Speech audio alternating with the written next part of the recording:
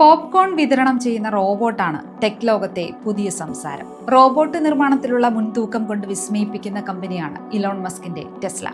2022 humanoid റോബോട്ടുകളെ വിപണിയിൽ ഇറക്കാൻ തീരുമാനിച്ചത് മുതൽ ഒപ്റ്റിമസ് എന്ന റോബോട്ട് മനുഷ്യരെ അത്ഭുതപ്പെടുത്തുകയാണ്. ടീഷർട്ട് മടക്കി വെച്ചും മനുഷ്യനെ പോലെ നൃത്തം ചെയ്തും സജീവമായിരുന്ന ഒപ്റ്റിമസിന്റെ പുതിയ ജോലിയാണ് എല്ലാവരെയും അത്ഭുതപ്പെടുത്തിയിരിക്കുന്നത്. പോപ്കോൺ വിൽപ്പനയാണ് പുതിയ ജോലി. ഒപ്റ്റിമസ് പോപ്കോൺ പാക്കറ്റിൽ നിറയ്ക്കുന്നതും മുന്നിലുള്ള ആൾക്ക് കൈമാറുന്നതും നന്ദി അറിയിച്ചുകൊണ്ട് കൈവീശുന്നതും ഒക്കെ വീഡിയോയിൽ കാണാം. സാധാരണ ഒരു മനുഷ്യൻ ചെയ്യുന്നതിനേക്കാൾ സമയമെടുത്താണ് ഒപ്റ്റിമസ് പോപ്കോൺ നിറയ്ക്കുന്നതെങ്കിലും ജോലി വളരെ വൃത്തിയായാണ് ചെയ്യുന്നത്. ലോസ് ആഞ്ചൽസിലെ ഹോളിവുഡിനടുത്തുള്ള Tesla diner and super charge സ്റ്റേഷനിലാണ് ഒപ്റ്റിമസ് പോപ്കോൺ വിതരണം ചെയ്യുന്നത്. കുറഞ്ഞ കാലയളവിൽ ഇത്തരം കാഴ്ചകൾ സാധാരണ സംഭവമായി മാറുമെന്നാണ് ടെസ്ല സിഇഒ ഇലോൺ മസ്കിന്റെ വാദം. ദൈനംദിന ജീവിതത്തിൽ ഹ്യൂമനോയിഡ് റോബോട്ടുകൾ പല രീതിയിൽ ഭാഗമാകും.